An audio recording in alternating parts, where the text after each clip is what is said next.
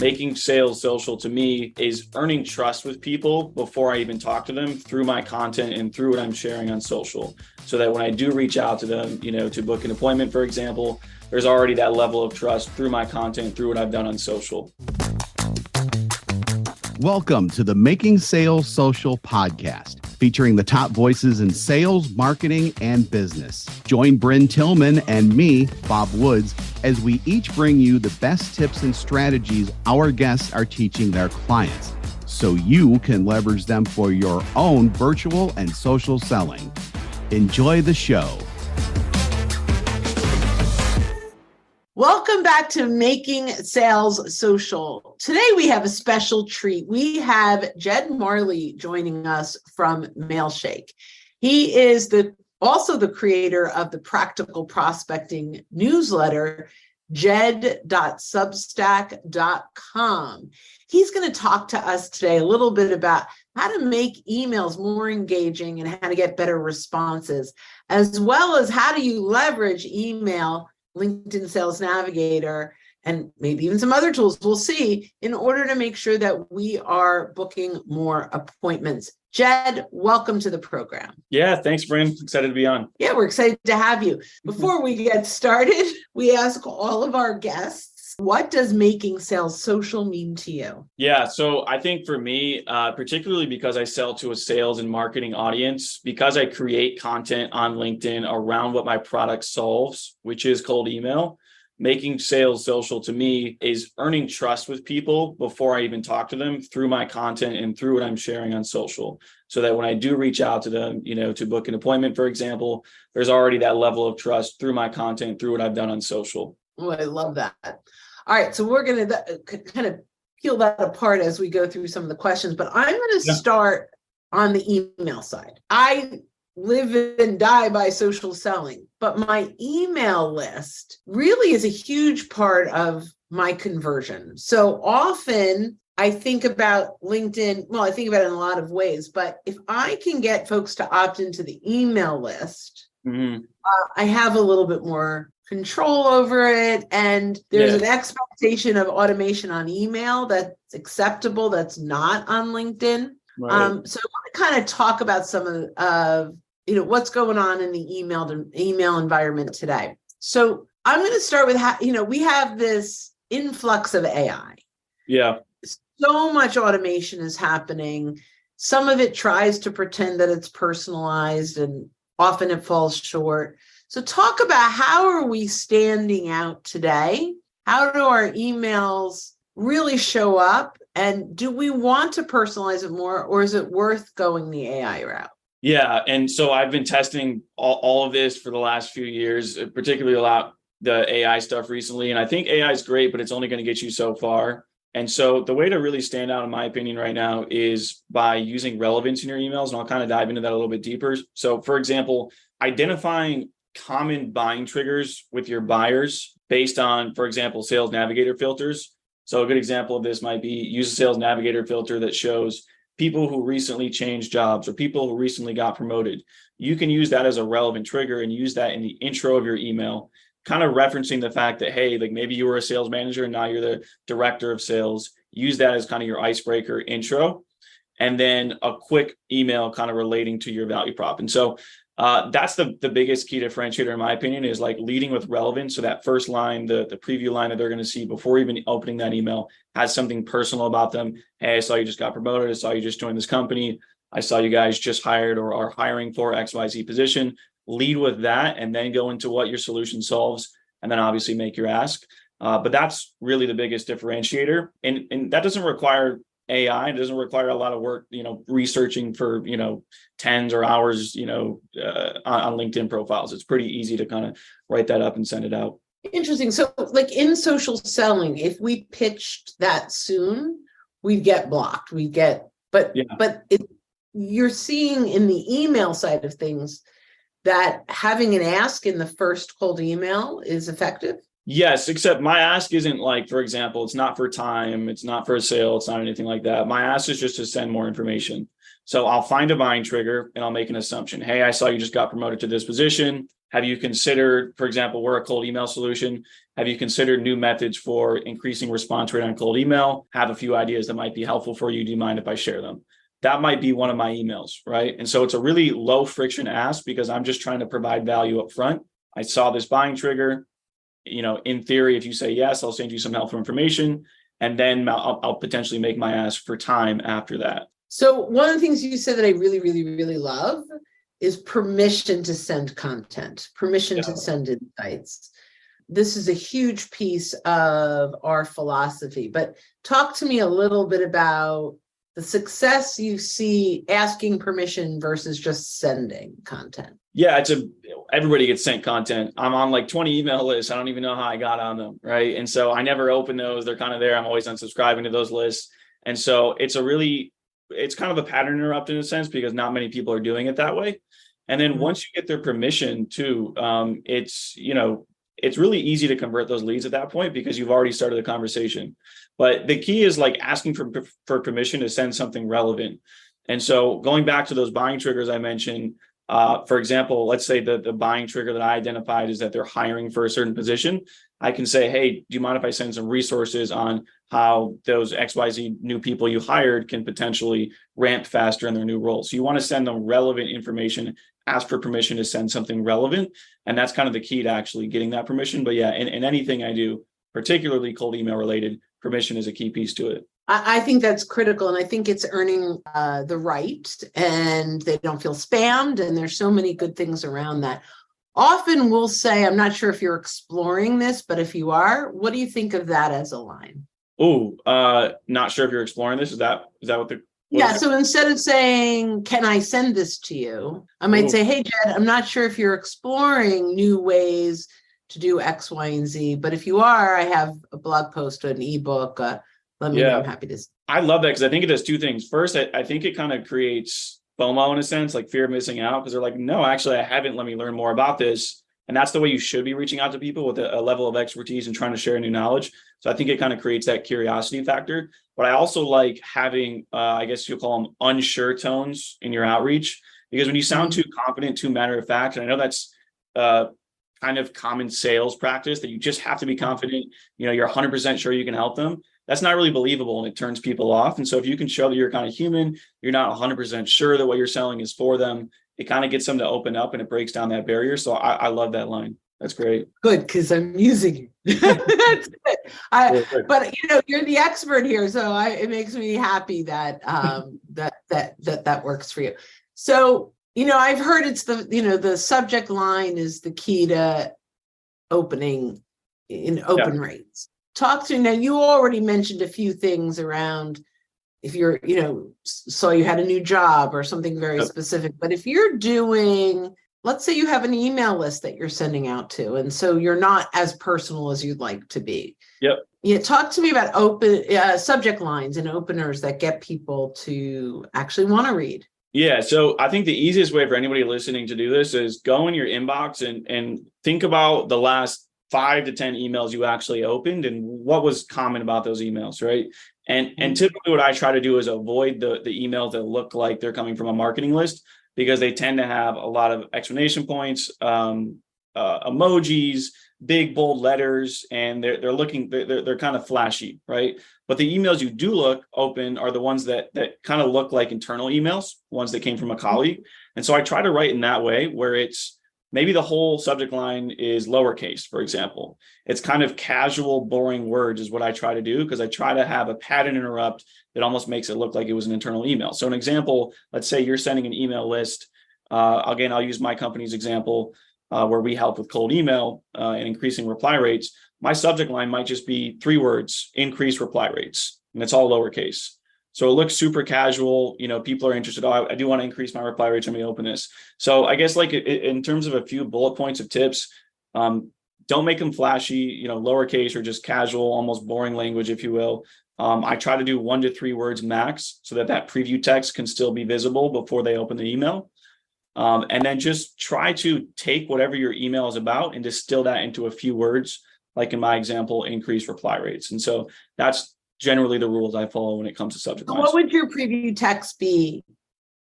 What's the next line that they'd see that would also help to increase opening. Yeah. So if we're doing an example where it's not personalized and I'm not using those buying triggers I was talking about before, I like to lead with a problem. So increased reply rates is the subject line. My opener might be, have you ever run into issues where your emails are going into spam a lot? Or do you ever run into issues where, your cold email campaign doesn't have the reply rates you were looking for? And so something that's relevant, a problem that they can relate to get them to open it and see what the solution is or what the offer is that I'm making. I love that. I love that. And, even when we talk about building out LinkedIn messaging or even your profile, when you start with the challenge, when you capture them with the challenge, they're going to lean in. So, and it's funny, we don't do that in our preview text. We just go like one step deeper of the positive, and so that's my mic drop takeaway for my preview text moving forward is drop the challenge. So many more people will look at how to solve a problem than how to just have a nice day. Right. So 100%. And it comes with knowing your buyers as well. Like if you've done proper research on your email list and the people you're reaching out to, you should know their top 1 to 3 challenges. And if you can particularly word it in a way that they would talk about their challenges, then you're kind of, it's good, right? Like you want to put it in their language. You want to lead with challenges that are relevant to them, and you'll get pretty high open rates. Awesome. So often when I'm talking with folks, their biggest challenge, although open rate is a challenge, their even bigger challenge is conversion, right? They opened it. Maybe they clicked on something, maybe they didn't, and we can measure it, but what creates that? What's the CTA, the call to action, that actually creates the click that gets them to take it to the next step? Yeah. So we just covered subject lines, right? And then we covered the first line. So let me just kind of break down how I think about an email in whole. So we've got you've got the opening line. You have 2 choices for your opening line. It's leading with a, generic challenge that they can relate with, or something relevant based on those buying triggers we talked about before. And then your next line is kind of giving them a sneak peek into how you might solve that problem. So, and I like to do this with social proof. So for example, let's say you sell to agency customers, the second line after, do you ever run into emails going to spam? It could be, recently helped so-and-so agency customers, or we've helped over 100 agency customers, reduce their spam rate through a couple simple methods, right? You're not really giving away all the secret sauce, if you will. You're just kind of piquing their curiosity. And then the call to action is, again, that permission. Mind if I share some information on what that looks like? Or mind if I share a quick 1-minute video to explain more? Or would you be open to learning more? So just an interest-based or an information-based call to action after you create a little bit of curiosity with some social proof as well. And that whole email should really only be 3 sentences. And that's perfect because nobody really wants to read a long email. We all know this. And if you keep it really... Looking to up your LinkedIn game? The Social Sales Link team has you covered with our LinkedIn Sales Accelerator, a guided social selling program that includes training, coaching, and so much more. Visit socialsaleslink.com/in for more details. Again, that's socialsaleslink.com/in. Short like that, you'll get them to read through and hopefully take action. So that's awesome. When you're working with a client, they're probably coming to you to say, and they have the wrong goal of the email. Yep. Right. They're probably coming to you and they say, I want to schedule more appointments. Like, that's it. What are the baby steps that get you to there? So it's like, this first email has got to get you to what? That gets you to what? That gets you to the scheduled call. Like, what does that cadence look like? That's the word. Yeah, absolutely. I think there's a lot of data on this. And I think there's a general rule of thumb that at any given time, your total addressable market, only 3% are actually in the buying phase where they're ready to buy something. And so if you send emails with your only goal being to get an appointment, at the very best, you can convert on 3% of them, which isn't, yes, it's good, but it's not super high. And realistically, you're never really going to get there anyways. And so you have to have much lower friction asks. So obviously the first step is getting your emails open. When I do a multi-email cadence, it's usually 5 to 6 emails over the course of 2 to 3 weeks. And so it's really soft asks. And then over time, as they've started to open, you make more direct asks for time. but you have to kind of earn their trust by sending resources. So for example, after that first email, if they don't respond, maybe I'll follow up with something like, hey, not sure if you saw my last email, but here's an example of, how we helped XYZ agency increase reply rates, and I'll provide a helpful resource. And so you're kind of following up with nurture drips of resources. And then maybe if they don't respond to those first 2 or 3 emails, you come with a new challenge, right? Ideally, you solve a couple of different problems for your buying market. And so you come with a new email similar to the one we talked about earlier, but this time you're focusing on a new challenge, new content to support it. And so in terms of like the end goal, you just want to slowly nurture them with softer asks and then getting to a more direct ask. And then obviously you go for that appointment. But my whole goal is just to get replies, right? And so if I can create curiosity and get a reply, once I've started the conversation, I can get the appointment later. I don't need to get it right away. So I think that's like we talk a lot about slow down your outreach to speed up your outcome. Like just pace it, right? Like, you're not going to make a sale today on them, right? And if you try, you're going to lose them. So you'll never make the sale. So I love that. A lot of times when we're not getting responses on resources, we'll actually, and I've done this specifically to get in touch with one person, but we'll put out a poll and ask their opinion on the poll, get their vote on the poll. Or I'll say, hey, I'm writing an ebook on X, Y, and Z, and I'd love a quote from you. Would you be open to jumping on a quick Zoom call? We don't bait and switch it, but we re-engage them by really highlighting them as a thought leader. What are your thoughts on that? That's great. Yeah. I mean, like here at Mailshake, for example, we run a podcast as well. So maybe we'll invite them onto the podcast, or, we'll have them. Again, we sell a product for sales leaders. So we might reach out to sales leaders and say, hey, do you want to be involved in this next content piece we're doing? I think that's the next step that not a lot of people take, particularly because it's a long-term strategy and people want immediate results. But no, I absolutely love it. And I think just in general, like going back to what we talked about at the beginning of the show, what is, being social mean to sales for you? Like that's exactly what it's about, is engaging with people's content so that when you do reach out, they're familiar with you and you've kind of built that trust before making your ask. So I love that. I have a couple quick more questions before we start to wrap this up, but this has been phenomenal.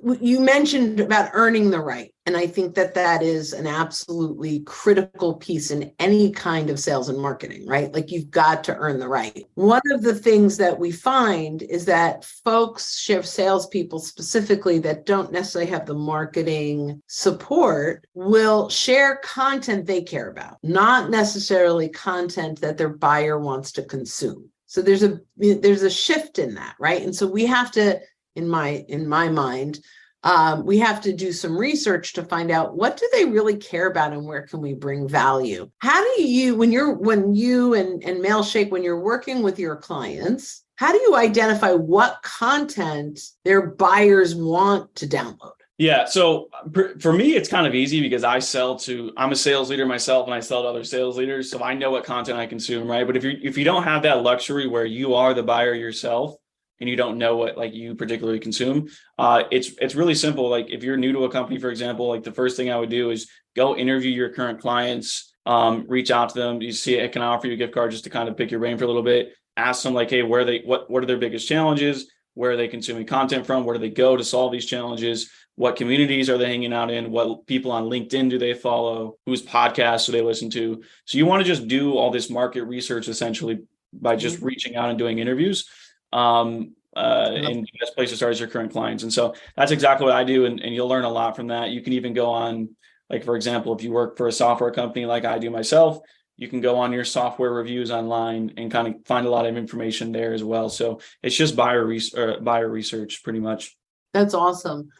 Well, and that's all amazing. And a lot of times we call it social listening, but you're talking about social listening to kind of that next degree. Even it's not just listening, it's pure research, like you're gathering those insights, which I think is great. One of the areas we talk about on LinkedIn is don't just look at what they're engaging on, but take a look at what their client's industry is doing, who they sell to, and what trends are happening in your buyer's buyer. Because they may know a lot about their own industry, but if you can share information about the economic trends and the people they're selling to, often you stand out more. How do you feel about that?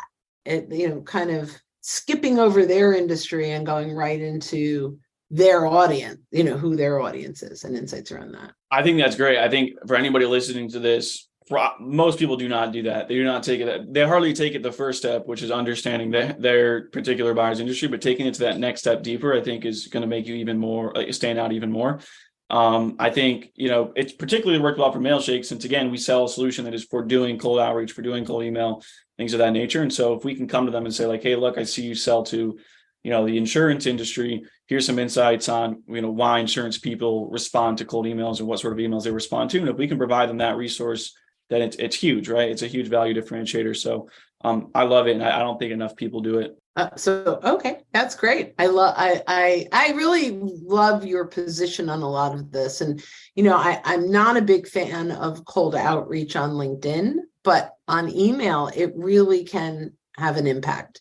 Yeah. So, we just found out today because, we did our analytics and, we have 30,000 active email. We have a bigger list, but 30,000 are active every single day. Yeah.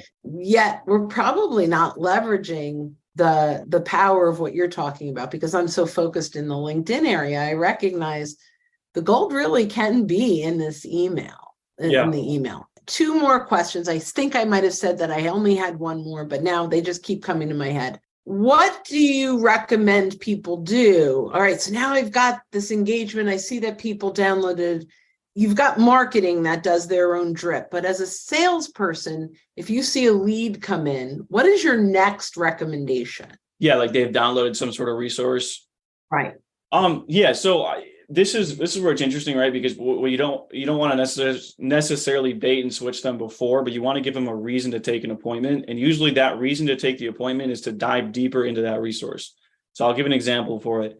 If I send somebody a resource on how to increase their reply rates on cold email, maybe it's like an email playbook or whatever that we might send them, and they downloaded that. I could say, hey, saw you downloaded this resource. If you're open to chatting, we can kind of dive a little bit deeper and share some ways you can actually put those resources into action. And so it's not just like, hey, I saw you download the resource. You want to take a meeting with me now because you just took the first step. It's giving them a reason to take that meeting. And it's usually the next step in whatever that resource was. I love that. Okay, last question, and then we're going to wrap it up. My last question is, I have so many last questions. I also have like 200 top 10 movies. So it's always, how do you leverage Sales Navigator to grow your email list? Oh yeah. I think what I love about Sales Navigator is that they keep adding new filters so that you can get really specific in terms of like the type of, if you are really in tune with who your buyer is, down to like very specific, company size, industry, how long have they been in the role? What type of role are they in? You can very clearly identify the best people for you to go after. You can create a list in Sales Navigator, then you can start reaching out and creating connections and relationships from there. So that's how I'm using Sales Navigator. I think it's the best tool for really drilling down deep in terms of all of the filtering they have to find the perfect buyers for you. And then, starting those relationships on LinkedIn, email, that sort of thing. And then at what point do you say, hey, opt into my ebook? That always depends, right? I like to start with like connections on LinkedIn with some sort of personalized note. And then, if I get some engagement, add them to an email list where I'm sharing helpful resources. And so in terms of opting into this, this list or this ebook, that starts with that first email where I'm saying like, hey, would you mind if I send some more resources? And so that usually comes a couple of weeks after connecting on LinkedIn. All right. So I got to go deeper. Forget my last question. Okay. So what about, we have the ability in InMail to have a signature line. Yep. How do you feel about having a download in the signature line so it doesn't feel like you're pushing it in the message, that it's just part of the signature? I've actually never tried that, and now I think I might. I think that's a really good idea because it's really casual, right? And if you add something in that signature line, because we do that in the signature of our emails, but doing that on LinkedIn is great because everybody's so turned off by the pitch slap, if you will. You know what I mean? Mm-hmm. They don't want to get a connection and an immediate message, but if you give them a reason to click that link on their own in your signature, I think that's great, and I'm probably going to start using that. Oh, yay! I help the email genius with the email idea. Okay. So I know I could go on, and this actually completely exceeded my expectations because I like email, but I never, I'm such a LinkedIn myopically focused person that there's so much we're missing, and we're building huge lists, through the LinkedIn piece. I'm going to just share a couple things for building your email list. If you are in creator mode on your profile, there is a call to action button. We have a join our library, which is, a free, it could be sign up for our newsletter, download right there. So use your profile to build your email list too.